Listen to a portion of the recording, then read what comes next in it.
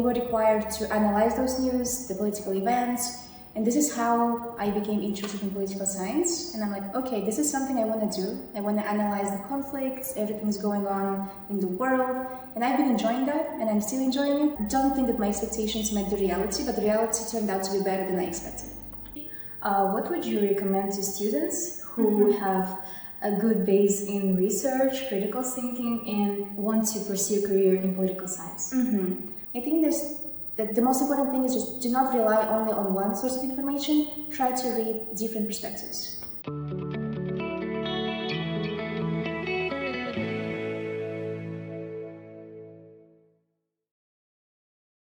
Hi everyone, it was a long time without podcast series, but they are back. And today's guest is Kamila Koshimkhan. Miss Kamila, she is a political scientist, researcher, and tutor at SmarTestPrep. So I'm really happy to meet you at my podcast. Oh, thank you. Thank you for having me. It's like a pleasure for me to be here. Okay, so I am Kamila. I have graduated this summer from Nazarbayev University. I have a BA in Political Science and International Relations. Now I am pursuing my MA, also in Political Science. I am also tutoring at SmarTestPrep. I've been preparing high school students for IELTS exam, and I've been also helping them with their university applications. I've been mentoring them. And currently, and this is how I met Aloha, I am a coordinator at Study With Us program. This is the one-year program for high school students, which is funded by the US State Department that will help talented students like Aloha get into the best universities in the US. Thank you so much, Ms. Kamila. You've mentioned that you pursued the career in political science. How did you choose your career? What was the main reason? This is actually very interesting because as far as I remember, I always wanted to be a doctor. I wanted to connect my future life with medicine. Oh. Yes, it was till grade 11, I think. I mean, the good amount of time actually. But then I realized that I'm actually afraid of blood. I'm afraid of all these bloody scenes. I'm like, no, I can't handle, my nervous system cannot handle that, so I have to choose something else. And in grade 11, you're also from NAS, we had the lesson, Global Perspectives in Project Work. And we had a great international teacher there, and she required us to share some news. It can be any type of news in the lesson. And I don't know why I always chose something political, and we were required to analyze those news, the political events, and this is how I became interested in political science. And I'm like, okay, this is something I want to do. I want to analyze the conflicts, everything's going on in the world, and I've been enjoying that, and I'm still enjoying it, which is good, I think. So yeah, this is how So we started from inner curiosity? Yes. I didn't even realize that there is a specialization like political science up until the moment I started getting my university applications, and this is how I knew, well, okay, this is something I want to do. Did your expectations met with your reality? What was your imagination of political science, and how is it now? I think that now, myself included, when I was at school, I was imagining this profession is you'll be walking in formal clothes, you'll be flying all around the world. Everyone dramatizes this profession. But what I came to realize during my studies is that it's about the research, for me personally, and I really enjoy writing papers, doing some analytical work. And this is, I don't think that my expectations met the reality, but the reality turned out to be better than I expected. Wow. Yes. So that's great. What is research personally for you? Well, research, if we talk about academia, in political science, it's about finding the causal relationships between the things going on in the world. Politics is a breathing subject. It's something that has a connection to everything in our life. The decisions we make, the policies that are being made at the national and legal level affecting our daily life. And this is how you get to see all these connections. So are there big opportunities in Nazarbayev University for research? Yes, Nazarbayev University, first of all, is a research-oriented university. We've got lots of opportunities for all the majors. Well, STEM obviously has good opportunities, but liberal arts and humanities also got some good chances of doing research, doing internships and fellowships. And our department, especially political science, they're really open to working with the students. And if you are interested in the subject, and if professor has the similar research interests, you can just come to them, email them, hey, I want to work with you, can I work with you? They'll be open every time, and this is how you get into the field, and this is how they will also help you get into bigger opportunities. So how did you start your path as a researcher? When I was a sophomore student, we had a course, like research methods in political science, and we were required to write a research paper. And I wrote a paper about Chinese economy and how it changed after COVID-19. And the course I took, the professor who was teaching the course, she was new at the university, and I didn't know her research interests. And it turned out that she's also interested in China, studying China, xenophobia in Kazakhstan. I'm like, well, this is not a coincidence that I also wrote a paper about China. I just emailed her, I saw your interest, you are interested in xenophobia in Kazakhstan, can I work with you? And she was like, yes, welcome. And I've been working with her for 3 years now. So what were the key takeaways from working with that professor? Well, the first thing is, do not be afraid of approaching the professors. And I think that this is a good advice for freshmen and sophomore students, because they are always afraid of writing to someone, getting into contact with someone, especially the faculty, the professors. But I think that you should do the first step, and no one will fail you. They will be open to working with you. And also, I learned lots of stuff for my research. I learned how to write literature reviews. I learned how to appropriately choose the methods for the research. And this is the person who actually got me interested into the research. And this is why I'm still working as a researcher. So research is not light work. So how did you manage your work, your studies with research internships? Well, my mental health is not happy with that decision. But I always had this problem of time management. And I know that if I will not occupy myself with something, I will just do nothing. And I will be just doing some useless stuff, just wasting my time. And that is actually what helps me to manage my time and helps me to stay productive and working. And I really enjoy this schedule. I enjoy this rhythm of life. I wouldn't say that it was difficult. It's okay, because I need it, yes. So how you unwind from busy life? Do you have any hobbies? Yes, I have a seasonal hobby. I really enjoy skiing, and it's good that our winter breaks are long. I get to go to my hometown, and we have good skiing resorts there in East Kazakhstan, and I get to ski every single day when I am in my hometown. Our winter is far longer than the summer. So that's good. Maybe you would talk about your work more now? The work. Okay, so actually teaching and tutoring, this is something I started as a part-time job, because when I started my university, I didn't want to put any financial burden on my parents. I was like, no, I'm gonna earn my own money, I'm gonna be independent. And I was like, okay, what can I do? And when I was in school, I took IELTS 3 times. So I basically know everything about the exam. And I was like, well, I can teach IELTS because this is something that I know. This is something that I can help with to other people who are also struggling. And I was working in different places. And then when I was a sophomore student, during the pandemic, I contacted Laura, and this is how I get into SmarTestPrep. Teaching is something that I do now. It's not for money, it's for soul. I just enjoy talking to students because my studies are stressful, but when I get to talk to students like you, I'm like, oh my goodness, this is the most joyful part of my day. So your career as a teacher started at bachelor's, or? Yes, when I was a freshman student. Wasn't it hard to start your career as a teacher? Not really, because the people I met during my teaching journey were great. They were helping me. They understood that I am new. This is the first time I'm actually teaching someone, and they've been helping me with the resources, with the teaching approaches. And the students were great. I mean, I didn't have an experience of working with students with problems, so it was always great. What are your main teaching methods that set you apart? Yes. When I was at school, not only at NAS but like at state school as well, we are always taught to remember stuff. And when I was preparing for IELTS, they were also telling us that you have to memorize the structure, like just write according to the structure. But when I came to dig deeper into what IELTS is, I understood that you have to actually analyze the information, when writing the essay, for example.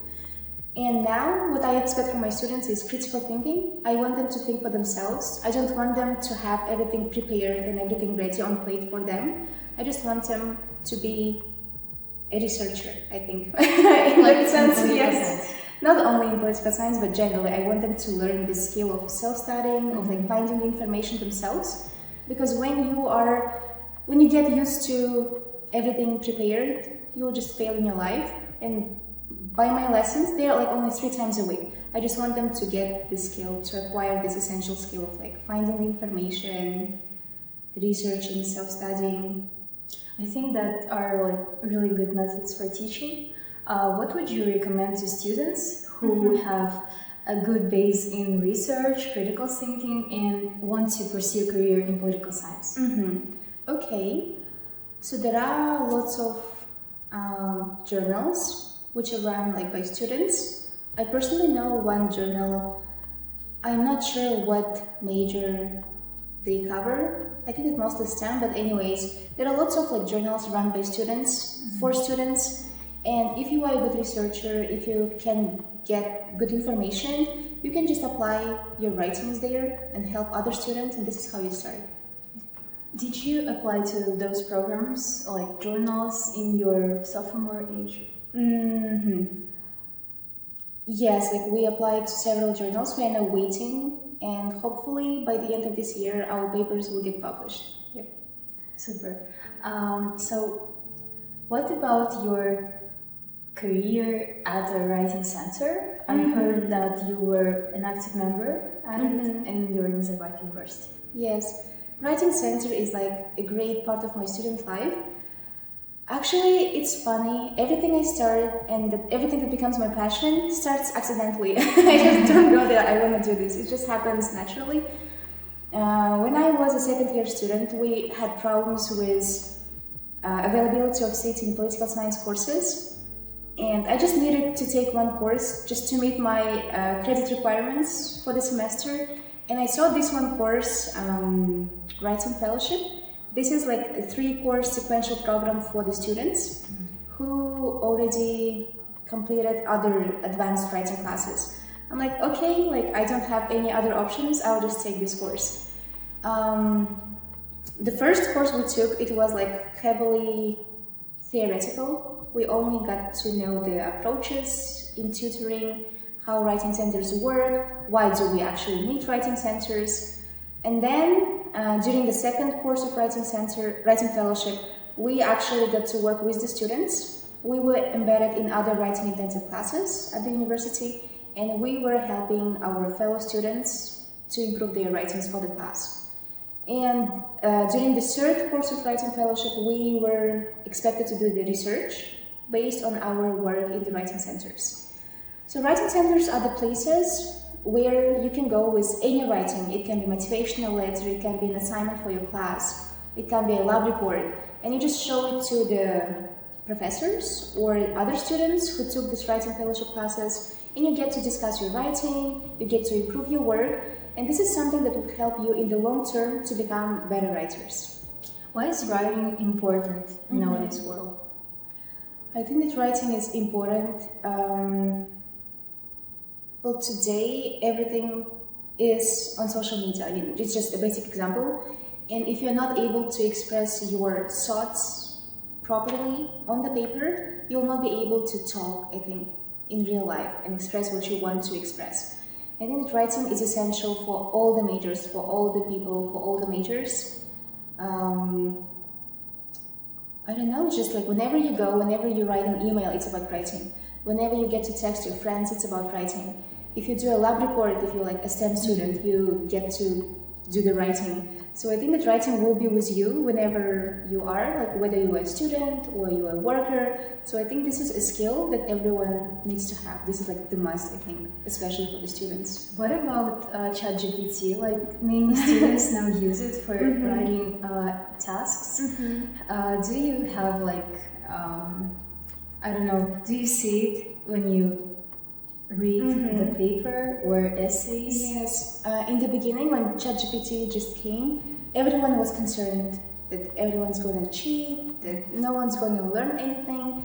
But when you get to actually write something and ask ChatGPT about something, and when it gives you the response, you're like, well, it's not that good. And you can actually spot the difference of students' own writing and what AI wrote. I don't think that it's like a huge problem at school, because students at school are not really required to do like huge analytical stuff. But when you are a student at the university and when you use ChatGPT, professors will notice. Like they will just read the sentence and like, okay, this is not what the students wrote, because ChatGPT is not really good at what it's doing. It just gives you the repeated, redundant answers, and it's like easy to spot. And I'm not afraid that it will somehow affect the way that universities are working now. Maybe we'll talk about AI more. It's like developing. What do you think about implications of AI in education? As a person who is in education? Yes, that's a good question. There are like both pros and cons. I think it's good. I can only tell in terms of writing, I think, because I've only used AI just to check student writing, or at the writing centers we've been also discussing the AI stuff. It's good if you are out of ideas. For example, if you don't know how to structure your paper, how to make an outline, AI can help you to start off. And when you have a draft and when you want like a third-party objective view of your paper, you can just put your writing into ChatGPT and say, hey, what's wrong with it? Can you give your feedback? It will provide you like very good feedback. But when you use it to write the whole paper, I think this is when students get to fail in everything. Because AI doesn't really provide you well sophisticated answers. It's everything like on the surface, like superficial. And if you use AI, it's not bad for the professors, it will be bad for you in the long run, I think. So AI like is not so good for development of a person, yeah? I don't think so. Maybe like if you use it well and wisely, it can help you, like if people know how to use it. But I think there has to be like the courses on the use of AI, like not only at school but also at the universities. And I think that people who are well equipped with the AI and who are in this field of like computer science and technologies, they should teach others on how to properly use those new advances. It would be like artificial intelligence literacy. Yes, 101 something. Okay, so continuing the conversation about writing, you recently were presenting your research paper at a national conference in peer tutoring in writing. So could you elaborate on that more? Yes. So as I have mentioned earlier, we were supposed to do the research about our writing experience at writing centers. And my research was about peer tutoring at writing centers. When you teach high school students listen to you because you are older and you have like this age difference and you have some kind of authority in front of them. And I was not like afraid of giving the feedback or teaching them. But when you get to work with the peers, like with your fellows who you've been working with like at other classes, and when you are expected to give them your feedback, you are a bit hesitant. I was always concerned that the feedback I will give to my fellow students will not be taken seriously. And my research is about overcoming this dichotomy, like how do people, like students who completed this writing training program, grow into the role of peer tutors. On the one hand, you are a peer because you are working with your friend. Like these are the people that you've been seeing each other like every day. But on the other hand, you are like a tutor because you have more knowledge in writing and you have like more academic success in terms of like writing. And this dichotomy, like this conflict, is something that was a hinder in working at writing centers. And my research was about that. So yes, and I presented it in the USA, and writing centers are actually a thing in the US. I'm not sure if other universities in Kazakhstan practice writing centers, So yes, I got to go there and present my research about this inner conflict in the students. So did you like your journey to USA? Yes, it was good. And I was like the only international presenter. Other people were all from the USA. It was really useful because there were some blogs on multilingual writers, and this is something that is useful for us because all the students at our university are bilingual, multilingual, and sometimes it's just difficult for them to write in English. And this blog was pretty useful. I got some good knowledge.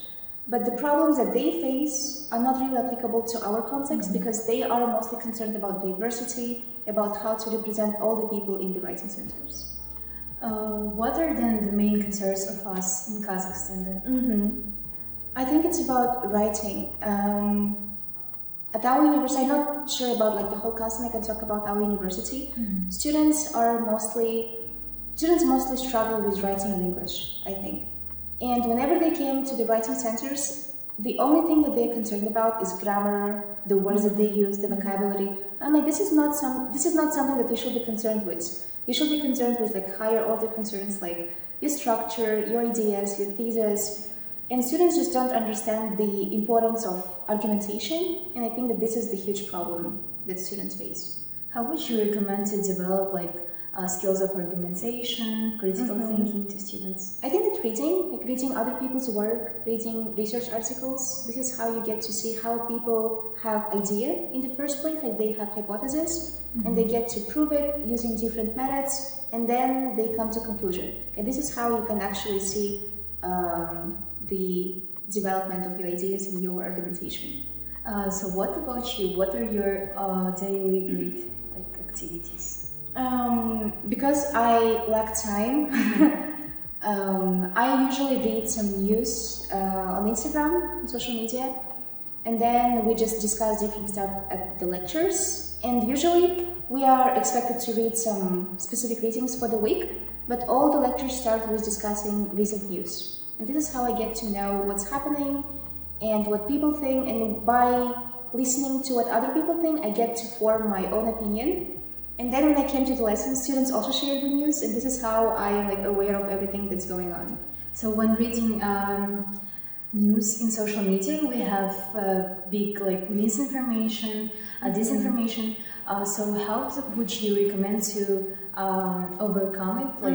How to detect it and how to form your own opinion?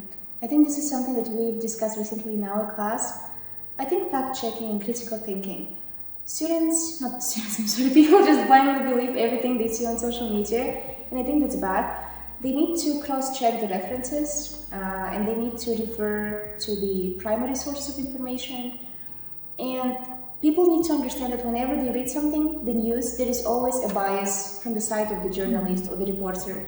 And by reading different sources, luckily we are not restricted in the use of internet, and we can actually access different websites, different news mediums. And by reading all those different viewpoints, I think this is how people get to form their own opinion. I think that the most important thing is just do not rely only on one source of information, try to read different perspectives. So what are your future plans on your career as a political scientist? Okay. So, I have a work obligation after I finish my MA. I need to work in Kazakhstan for 3 years, and I'm thinking of continuing to work at SmarTestPrep and doing what I like to do. But in the meantime, I will be looking for opportunities in terms of research, because after my work obligation of 3 years, I am planning to pursue PhD. But I am not sure whether it will be political science or international relations. Now I am also interested in education. So maybe public administration or administration education, something like this. I'm still thinking, but first I would like to take a break from studies at all. For 3 years I'll be working, and then I'll be applying to PhD programs. So I think we're wrapping up our conversation. So the final question is, what or who inspires you? Because Shabyt is translated into inspiration from Kazakh. So what inspires you? What or who inspires you? Okay. So what inspires me? Or who inspires me?